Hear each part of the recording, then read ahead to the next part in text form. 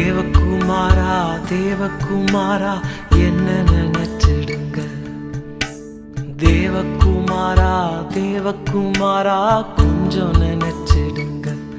நீங்க நினைச்சா ஆசீர்வாதம் தான். என்ன மறந்தா எங்கே போவேன்னா, நீங்க நினைச்சா ஆசீர்வாதம் தான். என்ன மறந்தா எங்கே போவேன்னா, தேவகுமாரா தேவகுமாரா என்ன நினைச்சிடுங்க.